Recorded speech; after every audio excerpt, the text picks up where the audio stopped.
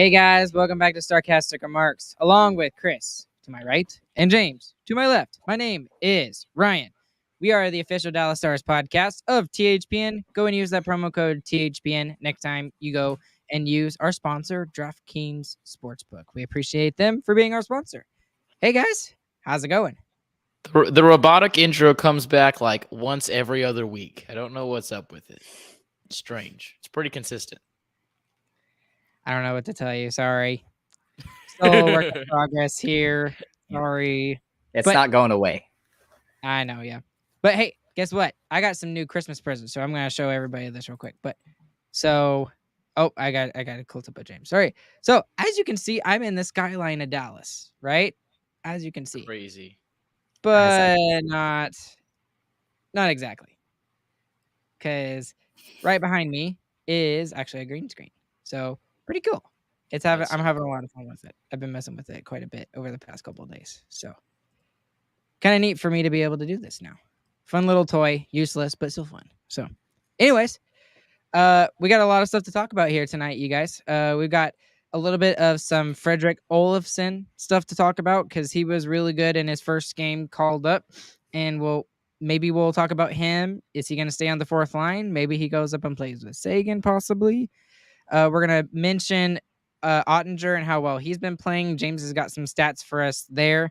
Rope Hintz, since he signed his contract, he's been a goal-scoring machine. It's absolutely insane how he's taken over for Robertson in that particular aspect.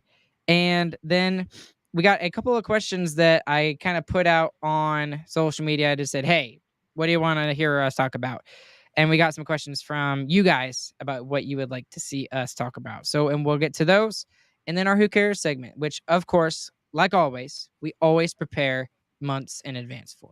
So, Where do we want to start off tonight, gentlemen? Because we don't have to go in that order. What do we want to do first?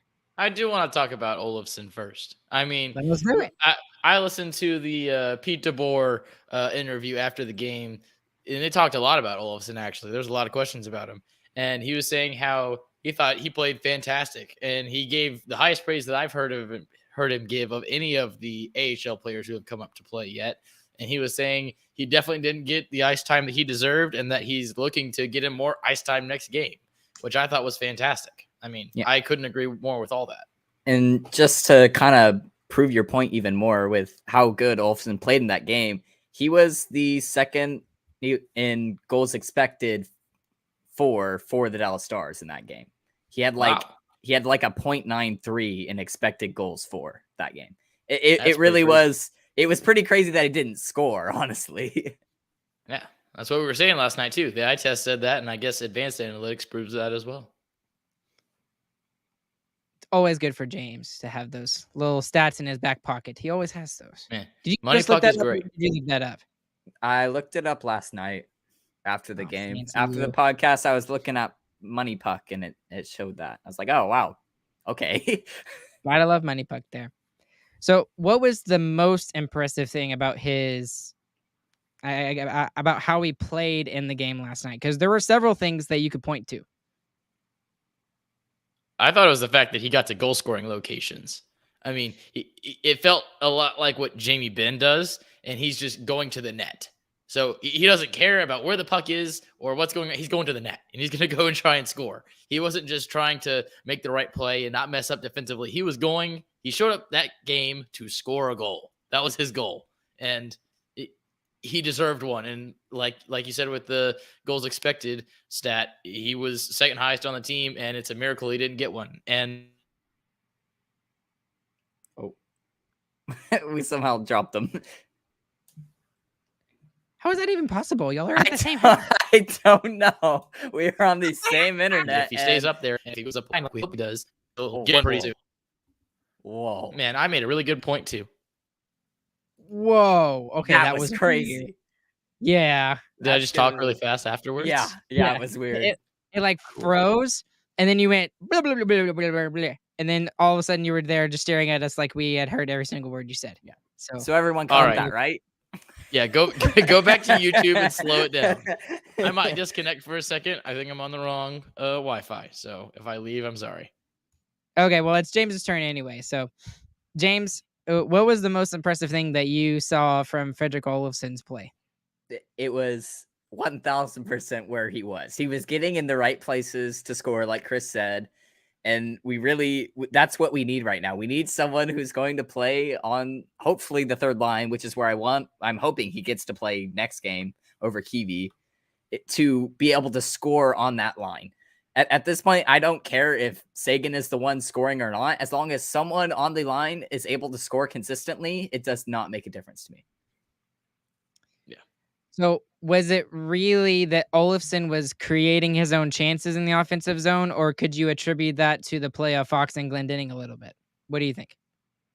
I think it's for sure a little bit of both. Like I said, he did the work of getting to the scoring area, which is this thing that I think the fourth line never does for whatever reason. They always work hard on the boards, but no one goes to the net. So I think that was kind of a missing piece there. But I think he would be better suited in a more offensive line, like with Sagan and Delandria. And I think Kiviranta is better suited for a fourth line role as well. And then plus he's looked really good with Fox and Glendening. The three of them together have looked excellent as a fourth line, whether it's not necessarily, scoring, obviously, but like they spend time in the offensive zone. And if they're going up against, the first line or the second line, then that's time that the first and second line of the other team doesn't get to play in our defensive zone. Yeah. So, I mean, that's exactly what you want out of a line like that. It's an energy line. And then plus on top of that, what I really liked about Frederick Olofsson is that he didn't look out of place. He's not a young guy. So he's 26. So he's probably as good as he's going to get, right? And what was different about him compared to Tufte is that we wanted something certain out of Tufte, and we weren't getting it at all. He just wasn't there. He'd been really good offensively in the AHL. We just didn't see it at the NHL level with 2-3 games that he played. I forget how many it was. But Frederick Olofsson was more noticeable. He fit the chemistry of the team way better than Riley Tufte did, and he did it in less games. He did it in one game in minimal shifts. Like he didn't even have double-digit time on ice in minutes. So, I mean, imagine what this guy could do if he's given, 10, 11, 12 minutes compared to 9.5. And hopefully we don't take so many penalties tomorrow. But yeah, and that's for sure just experience too. I mean, the guy's been playing hockey for a long time. He's confident in his ability at this point. Tufte's still like, oh, maybe I can't play in the NHL. He's a young guy. He's more exciting and he has more potential for sure. But Olofsson, he knows his game and he plays it good. So I think that's why he kind of wasn't on our radar, because he wasn't the exciting, shiny toy. But like, he's a solid player. You know what you're going to get when you bring him up. And that's why you have guys like that on your AHL rosters. So, and I'm assuming that we would say all of this, but for the bottom two lines, we would like to see Delandria stay on the third line, Kiviranta go down to the fourth, and see how that lines up against Minnesota on Thursday. Is that what we're kind of looking at? Yeah, that's what I want to see. And also maybe with Delandria having played in the AHL too, he probably has played with Olofsson some too. He might have some chemistry there too. Who knows? All right, cool. And by the way, Christian, Riley Tufte's not really a young guy anymore. He's 24. So I think he's still a shiny toy. He's big. He's big and scary. He's big and he's a first round pick. So I think that's the shiny part out of all of it. Probably a little bit. So anything else about Olofsson? Excited. Hopefully he can keep it up. Yeah, and if he plays just as well as he did against Minnesota, like he did against Nashville. My gosh, my brain is it's an irrelevant team anyway. That's fine. Yeah, Trashville. Then I'm excited to see what he can do. Maybe he stays up with the Stars and Garyanov continues to be a scratch when he comes back. So, anyways, let's move on a little bit. I'm gonna add in a quick little side segment here, and something we didn't talk about off air, but I really want to talk about the Central Division right now and look at each of the teams, because I think it is important to kind of look at the teams and see how they're doing compared to how the Stars are doing. And I think it's worth the time to look at the comparison between some of these teams. So one of the things I hear about Dallas, and let's just start with Dallas up at the top, because they are first in the division. They're first points percentage wise in the West. Is that they have an easy schedule. Now, what would your response be to that? And the fact that they have an easy schedule and they just have a good record because they have an easy schedule. I mean, it's just not true. If you look at No. Money Puck statistics, they objectively have not had a easy schedule. They've actually been on the harder end of the schedule. So that's just an incorrect statement. Yeah. I mean, we've been playing the other conference most of the time, I feel like, this season so far.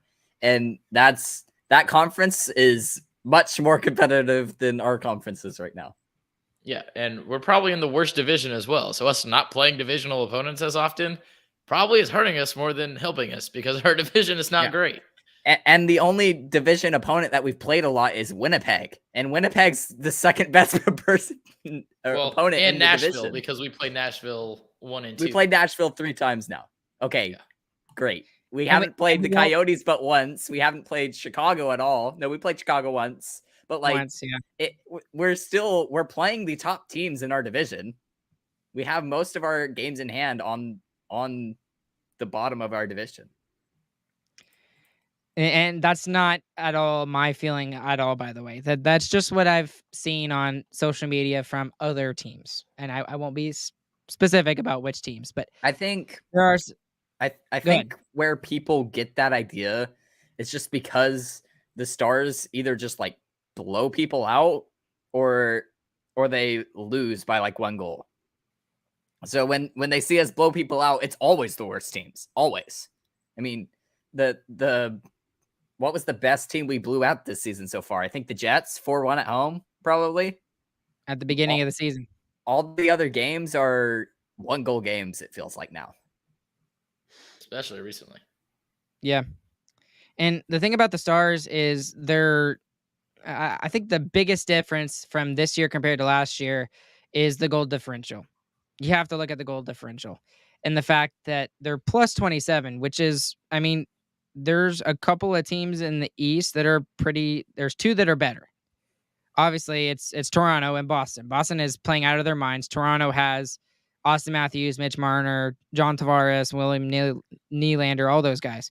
So the fact that the Stars are doing that well, they're best in the West right now with goal differential. And I think that's the biggest difference between last year and this year. Plus, you could also argue that the goaltending this year is better with the Stars than it was last season. Oh, 1,000%, I think.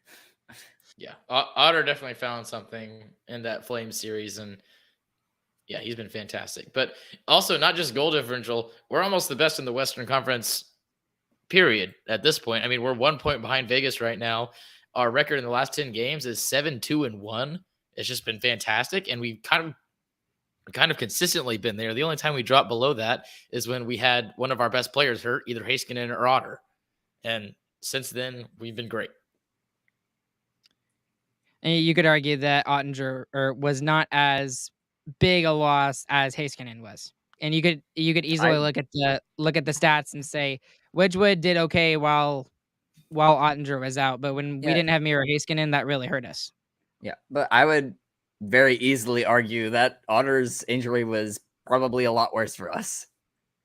It lasted a little bit longer, and it obviously had some lingering effect because for the 2 weeks after Otter came back, he did not look that great.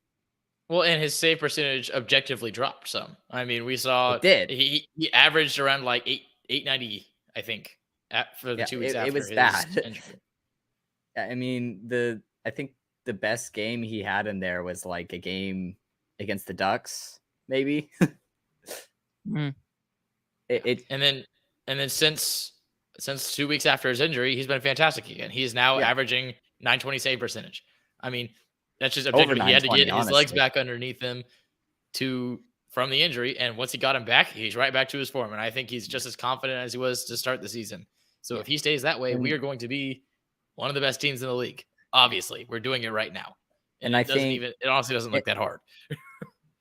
And since we're, do we want to go ahead and transition into just Otter? Do it. Yeah, we can come back to the other teams in a second. Go ahead and talk about Otter. All right. So this is kind of the crazy thing about Otter. So Y'all wanted me to go look at the past couple of games, but I thought what was more important was looking at the home and away save percentage. So the home save percentage is a 903, and the away save percentage is a 940. Well, that's so, so, and part of that has to do with we did start kind of more on the road, and then he got hurt on the road, and when we came back, we were finally at home, and that's when he played again. So I think that has a lot to do with it. But also he's a competitive dude. When he goes into other buildings, he obviously he's out for blood. He wants the home team to lose every time.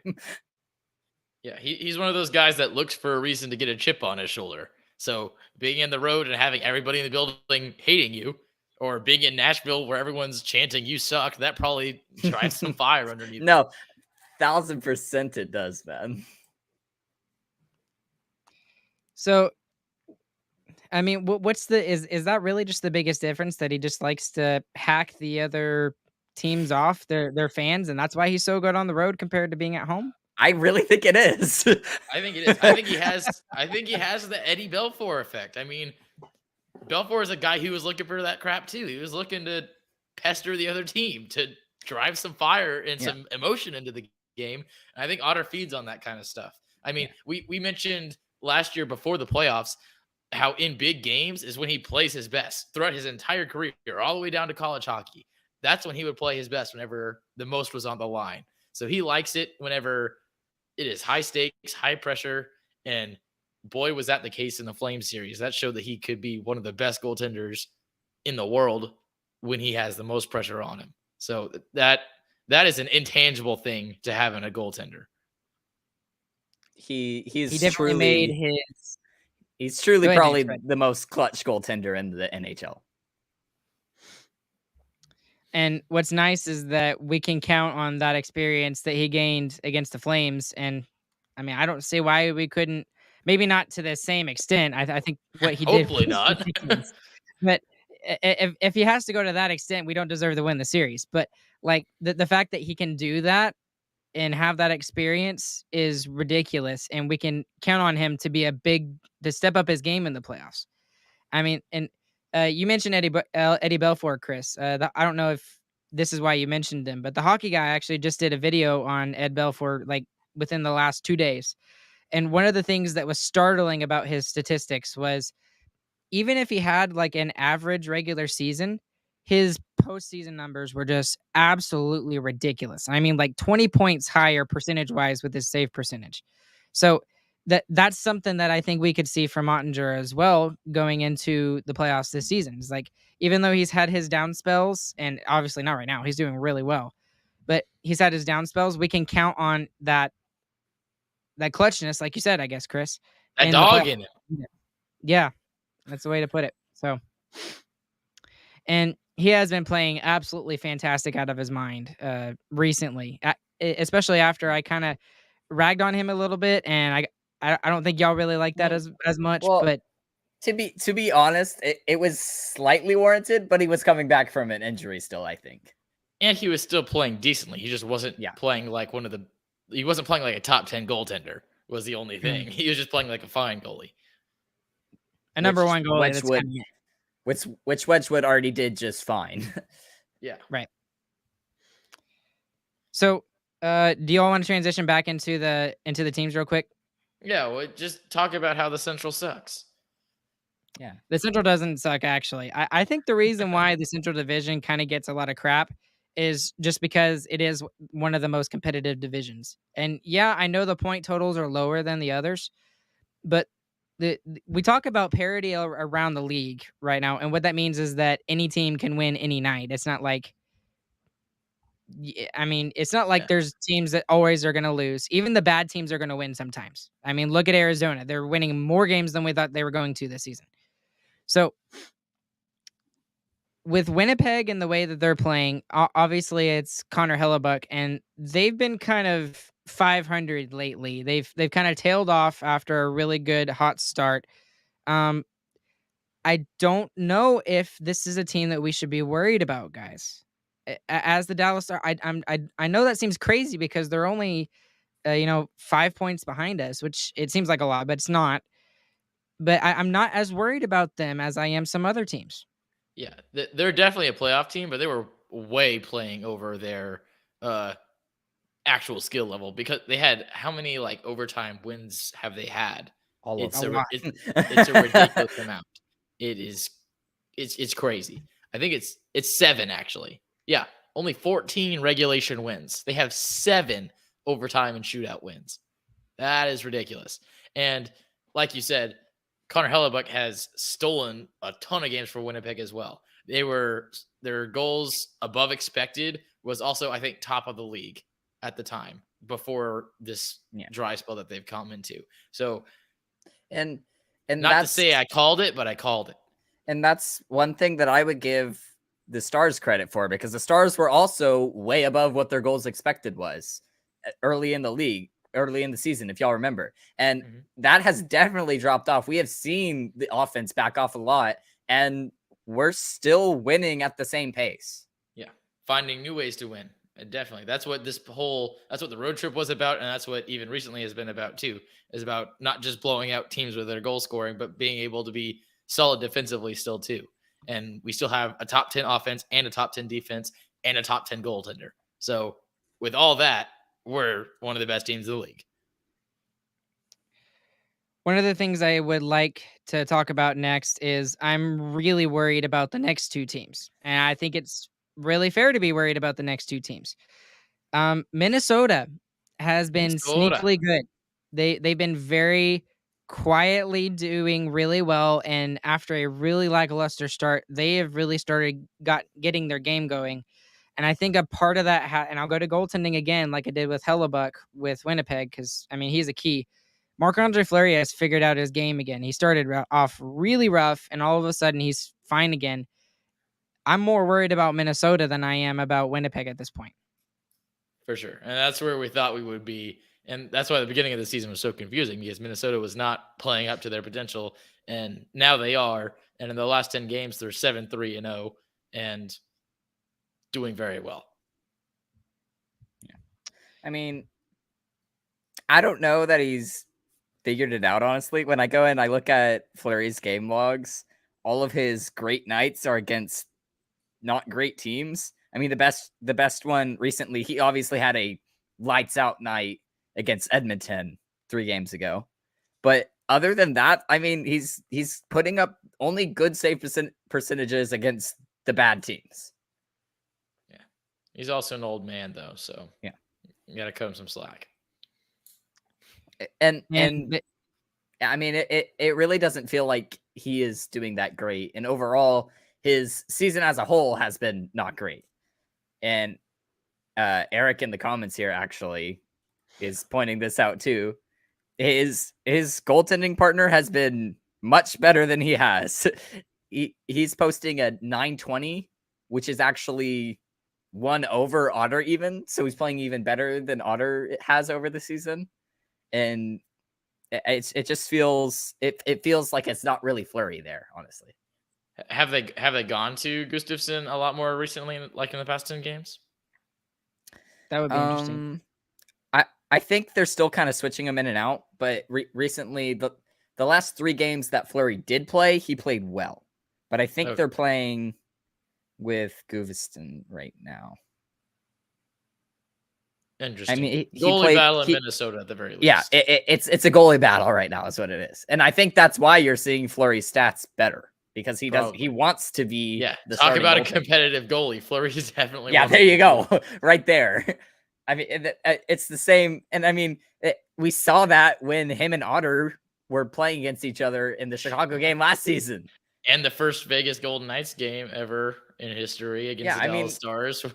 I mean, both the goaltenders are just crazy competitors. So here's his last 5 games. Now he hasn't played against like top teams, I guess you could say, but it doesn't matter. He still got really good stats. So he's 4-1 in his last 5 games. Here's the last 5 save percentages from Gustafsson. 969. And then he had 1 off game against San Jose, 833. And then he had a 929 against Ottawa, a 941 against Detroit, and then he shut out the Vancouver Canucks. So going from there, he's played excellent, and he's given his team a chance to win. Yes, I know it's against lesser opponents, but he's getting the job done when he's been asked to be put in net. So, I mean, I could see how Gustafsson would be playing better than Fleury right now. So, Eric, thank you for pointing that out for us.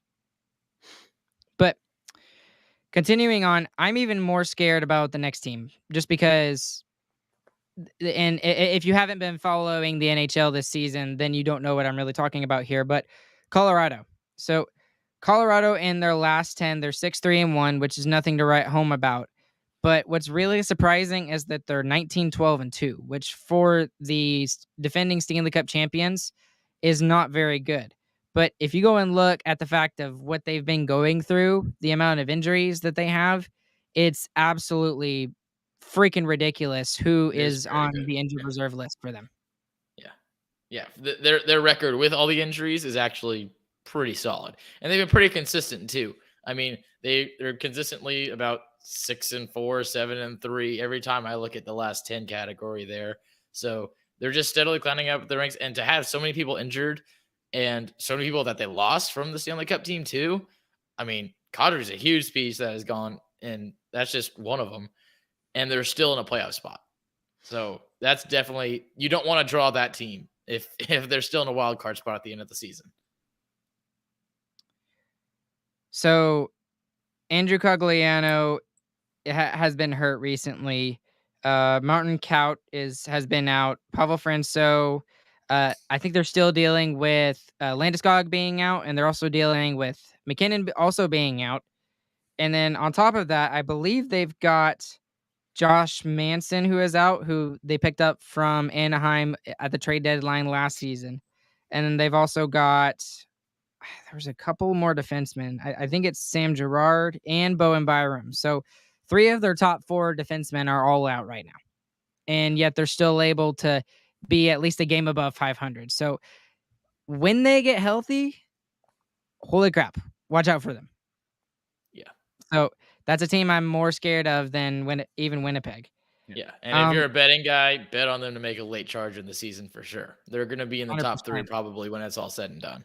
I think they'll be top 2, honestly. I don't think even with them just staying as close as they are, there's a very good chance in my mind that they end up first in division regardless.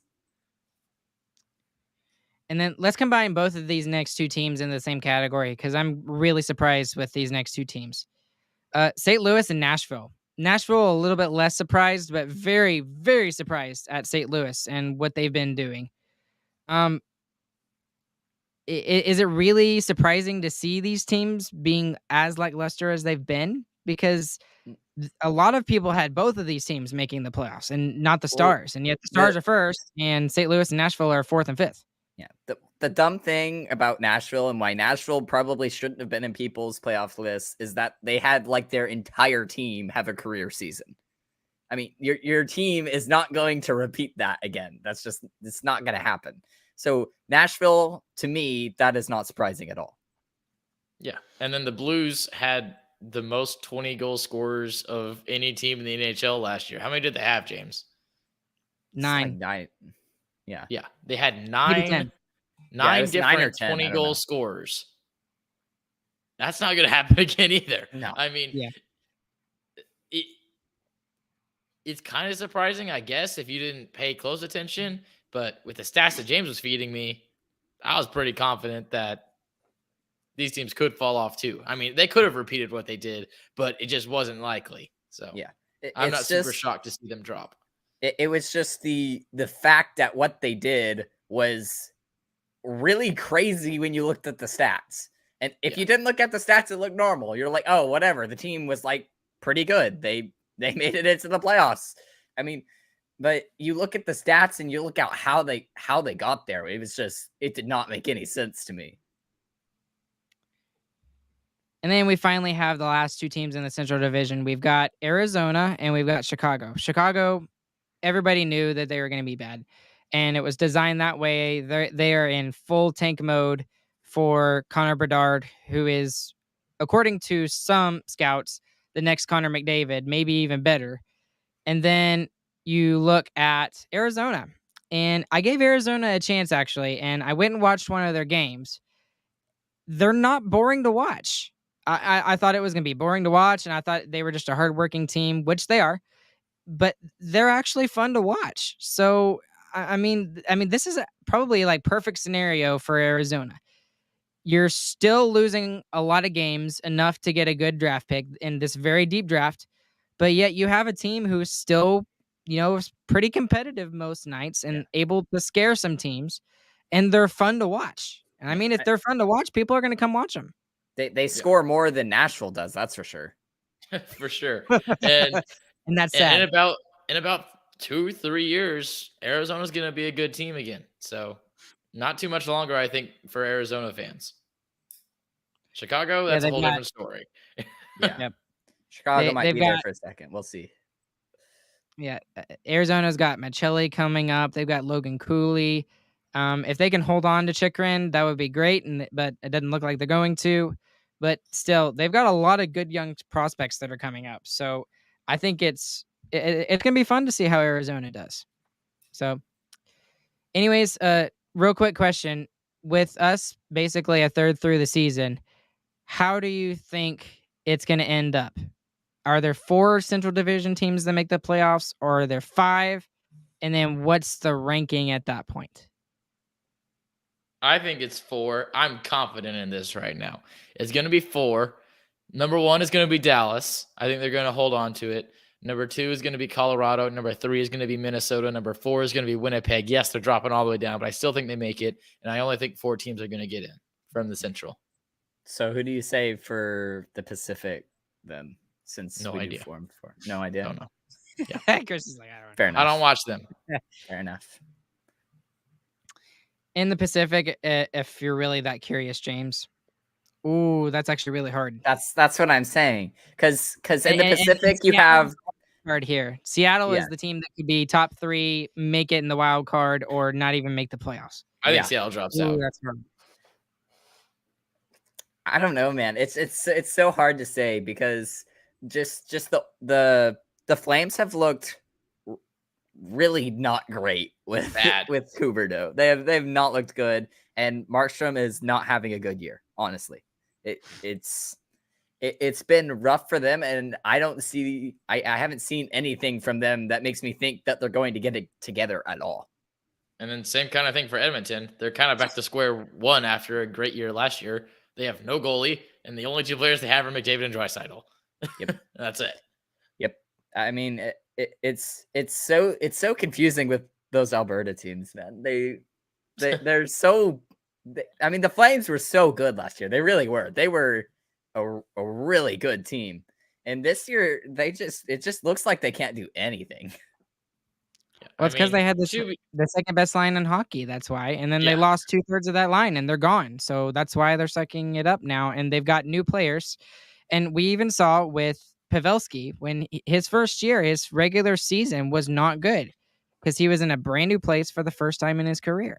So, I mean, Huberdeau's there at a brand new place. He thought he was going to be a lifetime Flame or a Panther, excuse me.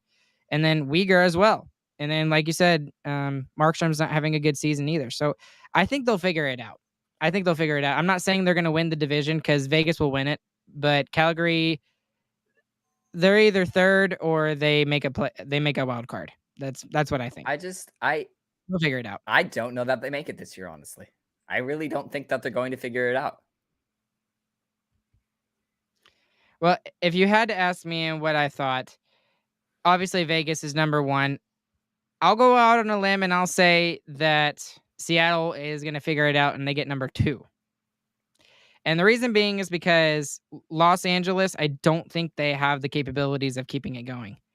And here's the other thing, and it's weird. Seattle has only played 32 games. Seattle has only played 32 games and Los Angeles has played 38. That's weird. So Seattle has 6 games in hand. So if they win they're going to win every single game that they have in hand. But you add 12 points to that total. They have 52 points right there. So, I mean, I think they can do it. I think they can do it, and I think they get second in the division. Edmonton will figure it out, and Calgary will be the wild card. So I think it's 4-4. And Chris, by the way, I agree with your Central Division rankings. I think that's how it's going to go. You dropped the Kings out of the playoffs completely, then, Ryan, right? I do. Mm-hmm. Fair enough. I think last year was just they think they're ready to take the next step, and they're just not quite there yet. They're on the upswing. I think they just overperformed. I think they're going to end up being a wild card team, and then they're going to upset someone in the first round. Well, that would suck for Vegas. Vegas again. That's a long call, by the way. Well, yeah, that's just a quick look. I say quick look, and it took us like 20, 25 minutes to do it, but it was still fun. Okay, let's get into. We need to talk about Hintz a little bit because Hintz has overtaken as the Stars' go-to man when it comes to goal scoring. It's kind of amazing how quickly Robertson's goals have just kind of dried up. I think he'll get back to it. It may take a little while, but it's not like Robertson's not producing in a different way, right? He's mostly getting the assists now, so it's like they've flip-flop places now. So Robo he's still is getting the assists, and he's still the third highest goal scorer in the NHL. Right, exactly. So I think he scored one goal. He scored one goal in the past 7 games or something like that. Something crazy. Like and it was an empty netter. It was an empty netter, and he's still number 3 in Rocket Richard. Yeah, that's crazy. Which, by the way, random side note, Connor McDavid, just stupid. He's got like 10 more points than the next closest person, and the next closest person is Leon Draisaitl. And they're on the freaking same team. That's insane. Okay, anyways, Hintz has been excellent, and just how he's been scoring goals. It's been on the power play. It's been at opportune times, just like Robertson was doing in his long point streak. I mean, you look at the last game, less than a minute to go. That is a superstar elite move by Roope Hintz. Yeah. And really, he's been fantastic ever since he signed his new contract, which he absolutely deserves. And is honestly, for your number 1 center for the next, how long was it? 8 years? Yeah. 8-year contract extension. $8 million. That is a steal for your number 1 center. And this guy, he's not as flashy as like a Tyler Seguin would be, but it seems like it's a lot more consistent because of how good of a two-way forward he is. So everyone always talks about how good of an offensive player and a defensive player he is, but this month, since his contract, all offense. The first game after his contract was December 1st against Anaheim, 2 assists, 2 points. The game after that is when he blows up against Minnesota and that crazy comeback, and he scores a hat trick and an assist for a 4-point night. And the most recent 2 games against Montreal and Nashville, both 2-goal outings. So in the past 13 games since his contract, he has 16 points. So he has been he definitely took over from where Robertson was going. Yeah. Hasn't been on streaks, but he scored goals he has scored goals in bunches. There we go. You're sounding like me there, Chris. Yeah, that was a tongue tie. I couldn't get out of it. And just that whole line in general, they're the best line in hockey right now. I mean, the stat that people like to use for discovering what the best line in hockey is kind of they use it a lot. It might not be what they like to use the most, but they use the plus minus stat for the best lines, right? Pavelski's sitting at a plus 22, and Robertson and Hintz are both sitting at a plus 19. Pavelski has the second best plus minus in the league, and Hintz and Robertson are tied for the 5th best. Yeah, that's crazy. Well, and the thing that a lot of people discount, well, maybe they don't discount it, they just don't talk about it as much, is their defensive play. I mean, they score goals, and they don't give up goals, regardless of who the defense pair is on out there. Now, a lot of the time, given it probably is Miro Heiskanen out there, but still, the fact that they're that good is remarkable. Yeah, and I think it's even crazier for Roope Hintz because Hintz plays on the penalty kill. I mean, Robertson and Pavelski don't play on the penalty kill. Hintz plays on the penalty kill and has the same plus minus with them. Yeah, that's pretty ridiculous. And that's the thing about Hintz is that he's a complete player. He can play in any situation. He plays in overtime. He plays penalty kill. He does power play. He's 5-on-5, the number one center. He can. I've seen him be the guy 5-on-3 before when Foxa or Glenn Denning are both in the box. That happened once. Yeah. I mean, it's just ridiculous what he can do, and he can do everything. Like, he can literally do everything, and on top of that, he can score 30 goals a season. Yeah. And that's Maybe the right 40. guy to sign to a long-term contract as your number one center for the team. I mean, that's your biggest leader role, other than the vocal role of captain, obviously. That's the guy who leads the pace of play, and that's the guy who I want to be on the team for 8 years, and it's at a great deal too. Great contract by Jim Nill the past 2 years. And may I just point out that he should be shooting a lot more because he has a 20.2 shot percentage this season. Goodness. Shoot more. How many shots does he have? How many shots 89. does he have? He hasn't even gotten to 90 yet. Guess how many Robertson has? Robertson has 148. Oh my gosh. It still has a 19.2 shot percentage. Yeah, that's in Hintz's 16.2, sorry. In the game where Hintz had the hat trick against Minnesota on December 4th, he had 3 shots. They all went in. Every single time he shot the puck, it went in the net. I don't know why he ever passed it that game. He got an assist too. he just needs to shoot it. Shoot it every single time now from here on out. So, and he has been shooting more, and that's what's been getting him goals more this month too. If you go look at those shot totals, like you can do game log, go look at his shot totals. They have gone up substantially this month, and his goal scoring has gone up substantially. Yeah. Well, there you go. He needs to shoot a lot more. Well, let's move on. We got a couple of questions that we were asked that we need to talk about. We've sort of kind of talked about it slightly, but people are still asking, so we'll go ahead and kind of refresh people's memories about what we think they should do. But first off, let's look at some of our Twitter questions. All right. Drew Butler. Hey, Drew, friend of the show, always listens. He's asking, what does this team need to be considered? What does this team need in order to be considered as a cup contender? And if possible, give some names of some legitimate targets that they could go after.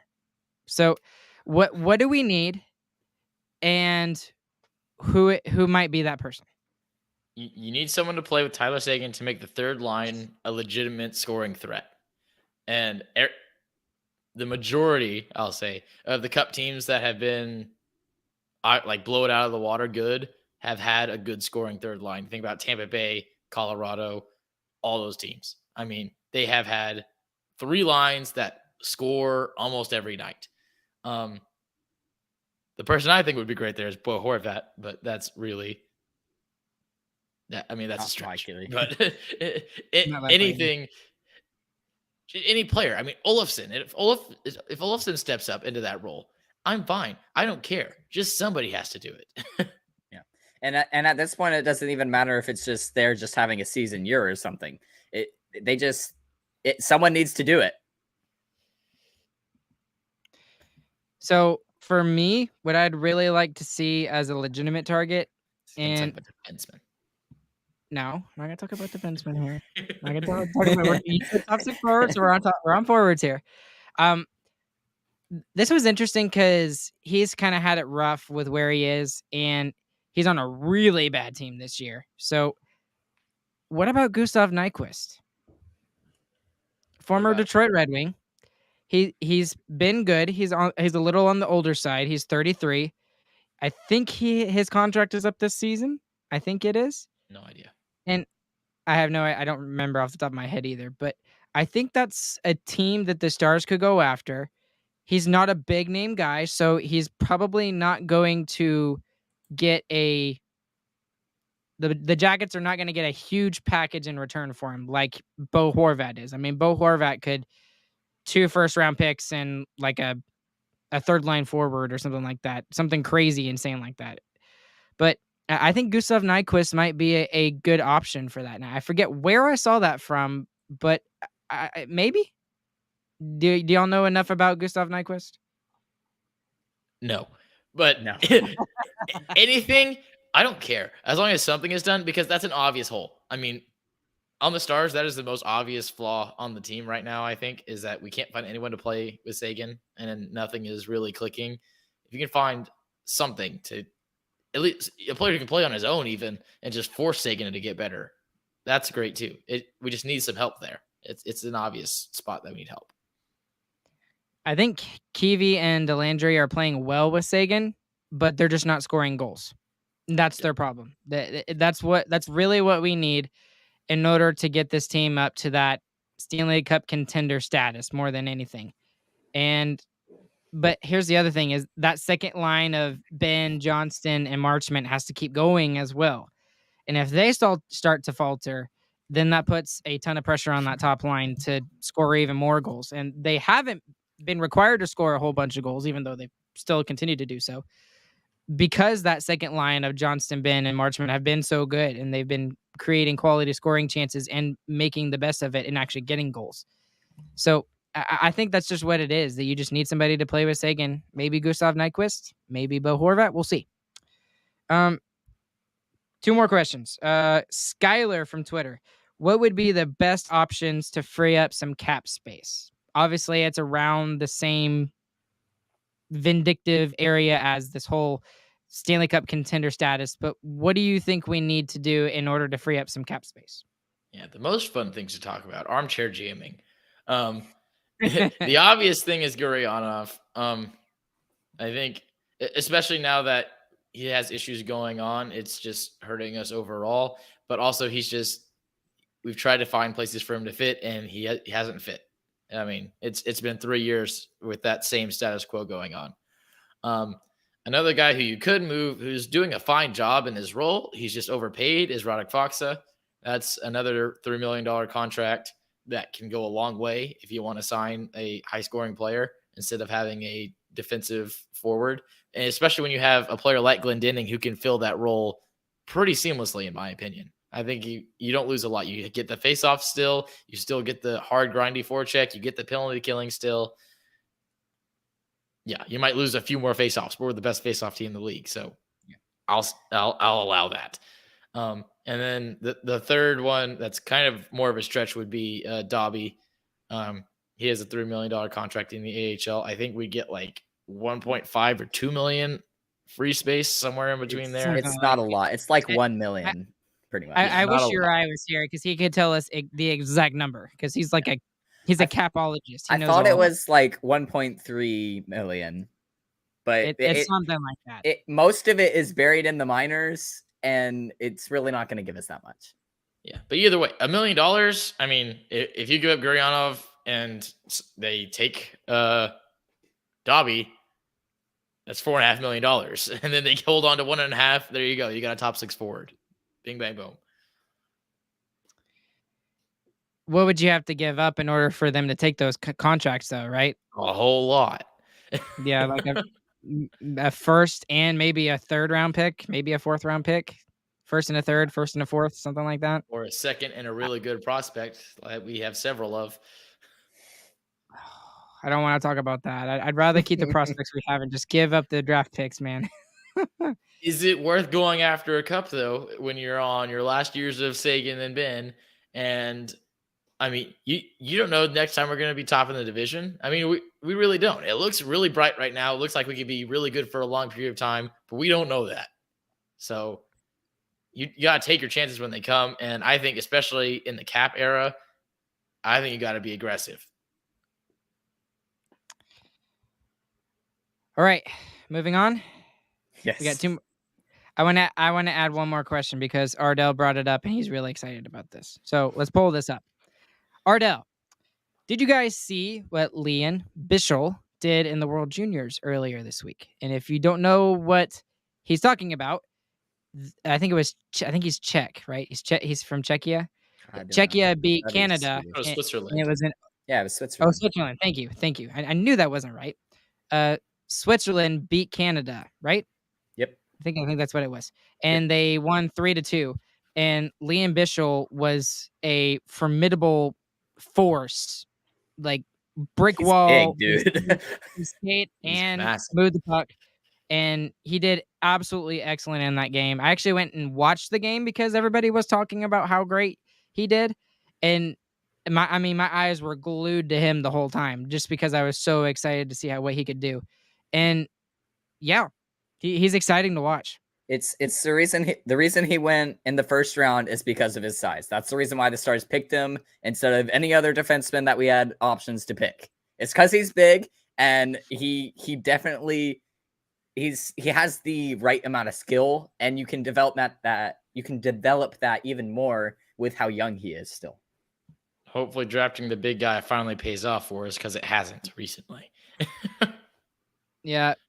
I mean, you could technically say that it worked out for Alexiak in a way, because Yeah, well, he good. did I mean, get we sent off had to. to Pittsburgh.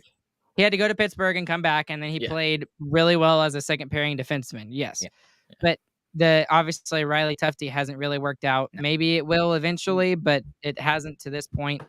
So And hopefully really, this guy works out. And really, I shouldn't say that we just drafted him because of his size. It's because he's also in Europe, and we have a lot of scouts in Europe, and we trust those scouts a lot, obviously, with the Finnish mafia that we have. So, I mean, that's really where all that comes from. And what was really funny about it was when he was drafted, there was a lot of Stars fans who knew the draft really well. I'm not one of those people. I think I could speak for y'all and say we don't really know the prospects really well. But there were a lot of people who were like, no, we don't want this guy. They just drafted him because he was big.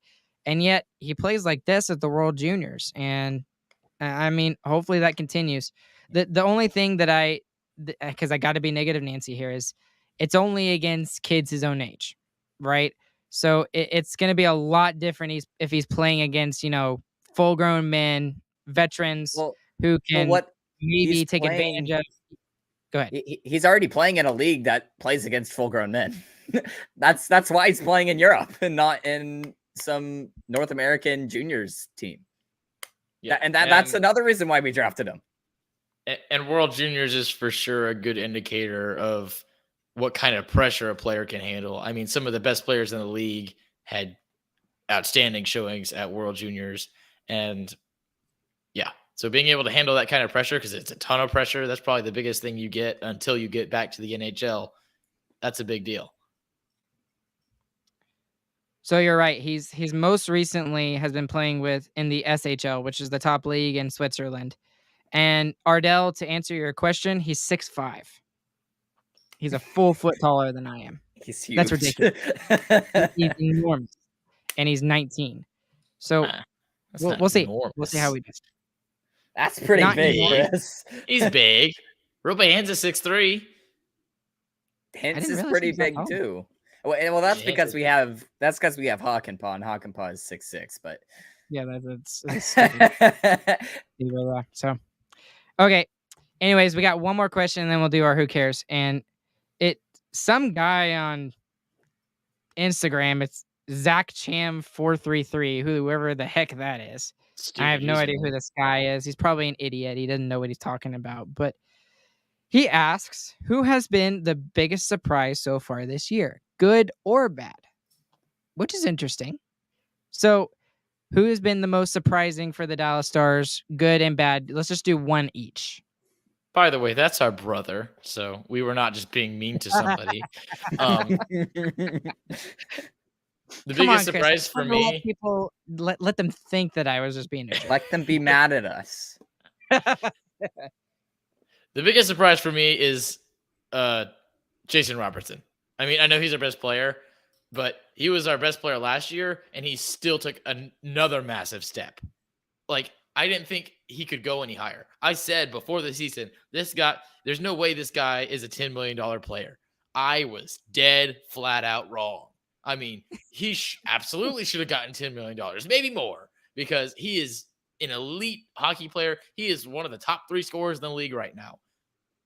No chance I would have said that. I wouldn't have even said top 10. He is amazing. He is fantastic. How much is he making again? He's making like $9 million, right? 7.8. No, way less. 7.8, I think.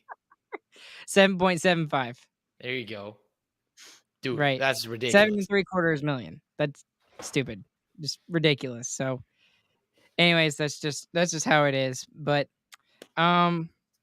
who's your most disappointing, I guess? Most disappointing surprise?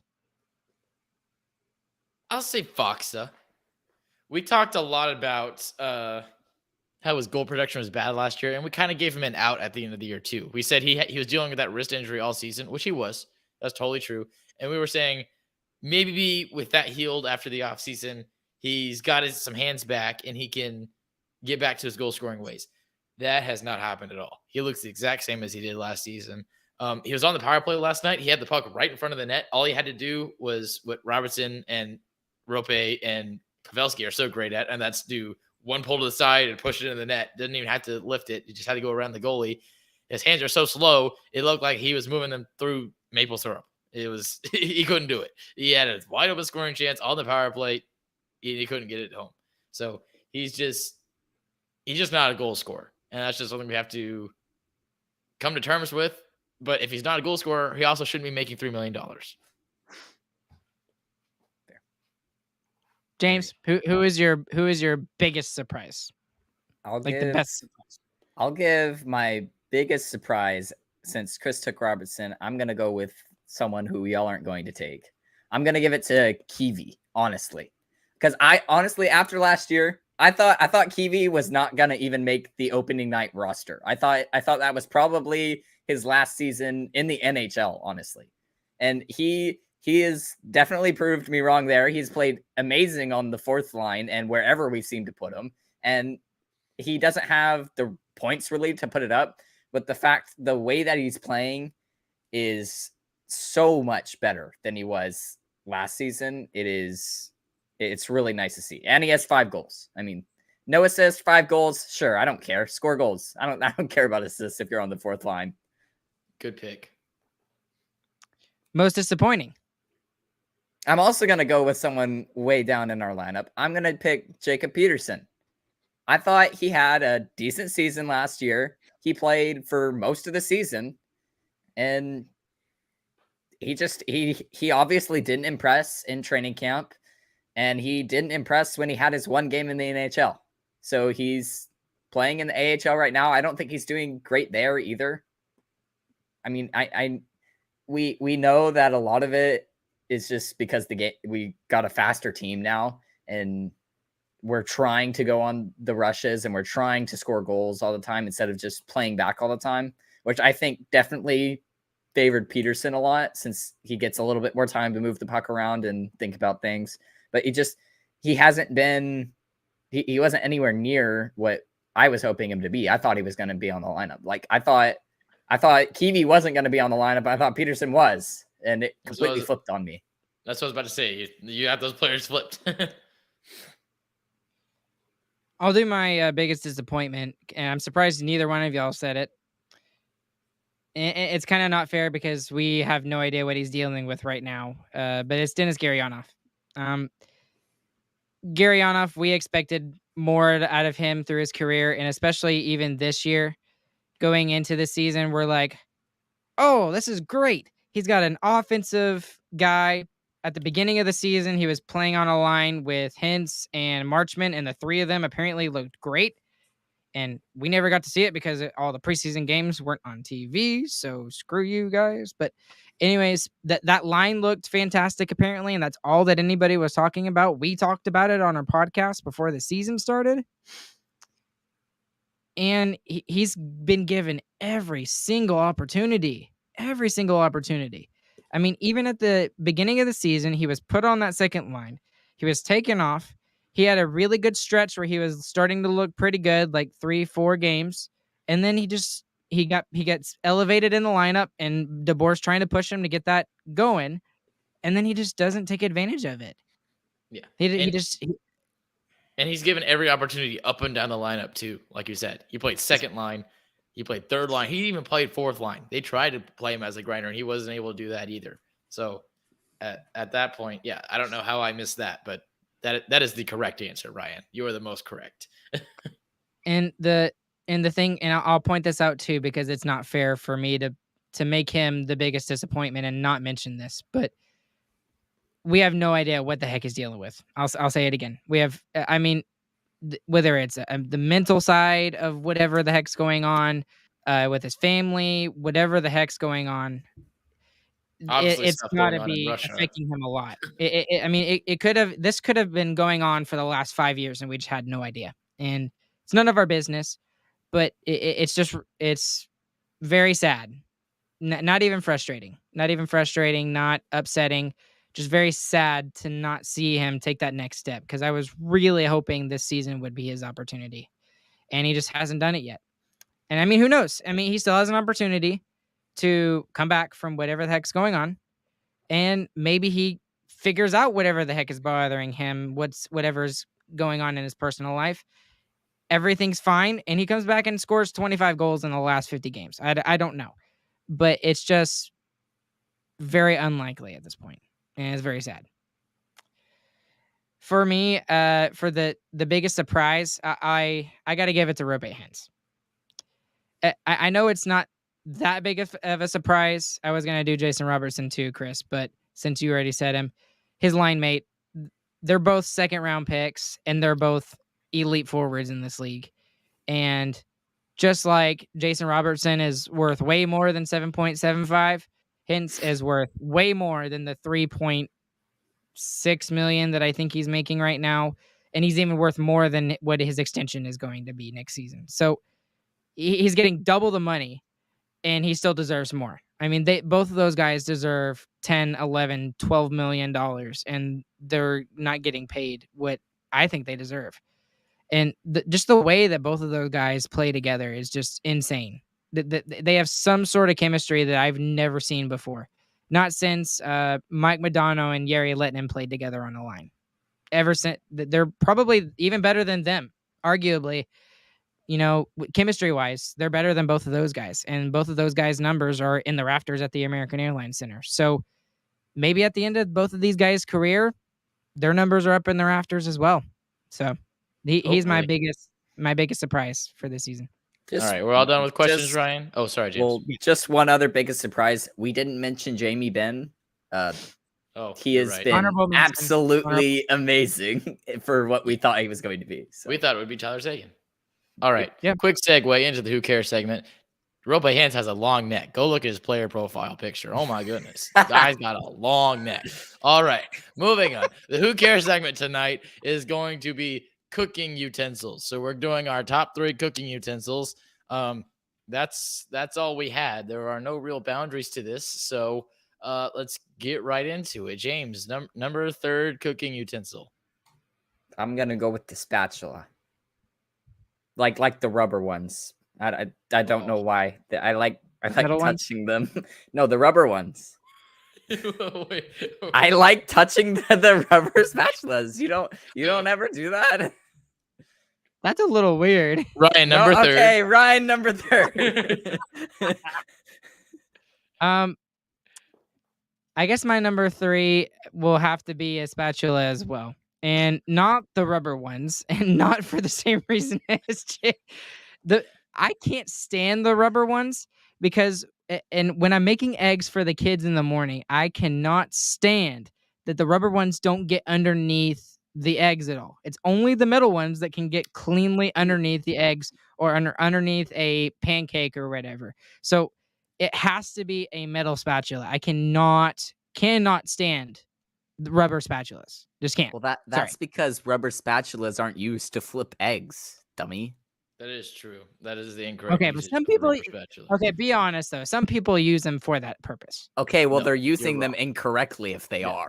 Those people are wrong. All right. Those people are wrong. Number 3rd. My number 3rd cooking utensil is the potato masher.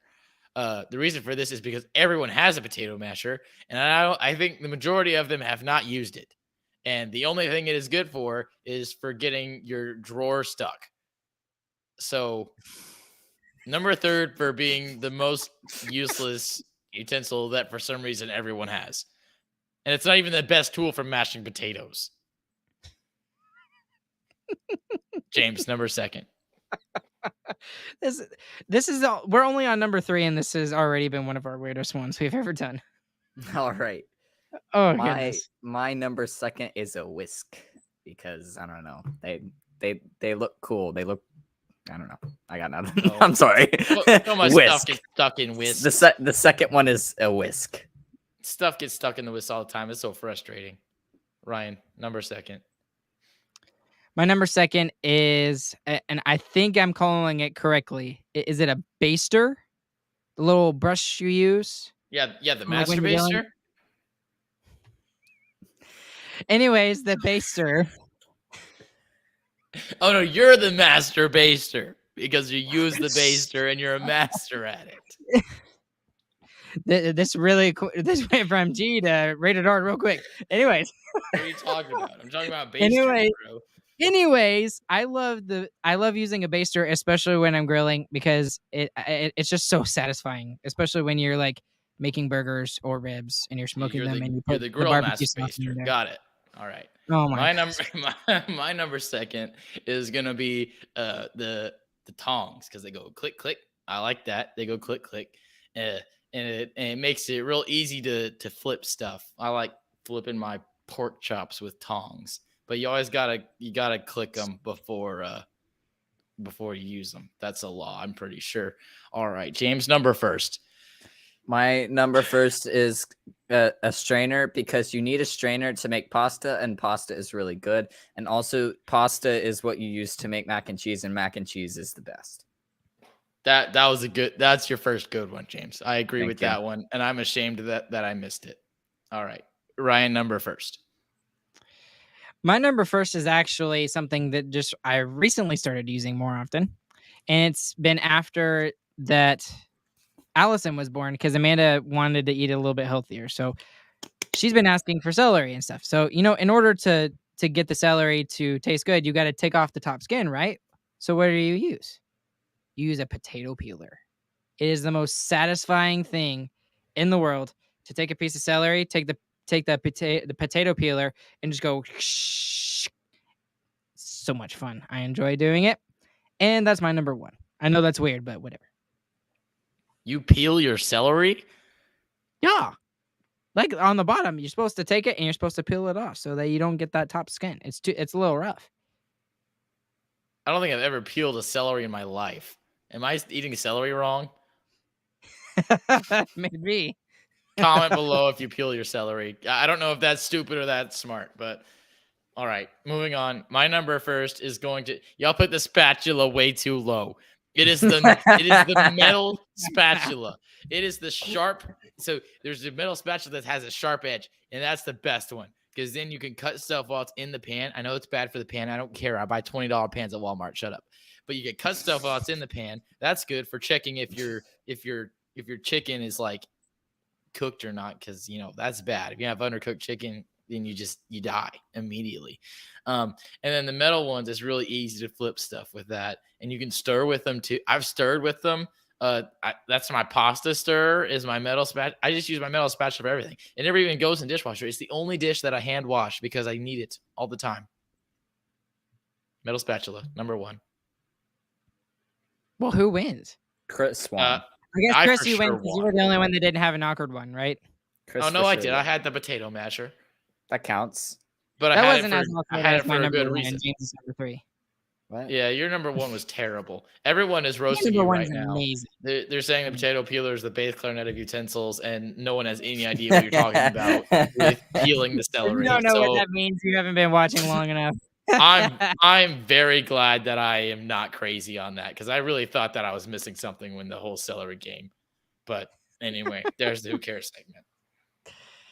Zach saying, my brothers don't cook often if you can't tell. No, that's very true. Guilty. Yeah. I don't cook enough. I use tongs and spatulas. They're the only I had to come up with the mashed potato masher. Oh, goodness. All right. Anything else? Go Stars. Go Stars. Woohoo. Big We'll be back game with you guys tomorrow night. Yep. Very big game against the Minnesota Wild. So we'll be with you guys after that game, as always. And quick side thing. Congratulations to Jamie Benn for getting engaged. We didn't even mention that. I totally forgot to mention that on Tuesday's episode. So meant to mention that and I forgot. Might as well do it now. Congratulations, Jamie. We're happy for you, man. And we look forward to seeing you score more goals and have a successful season like you have been. 30-goal season, man.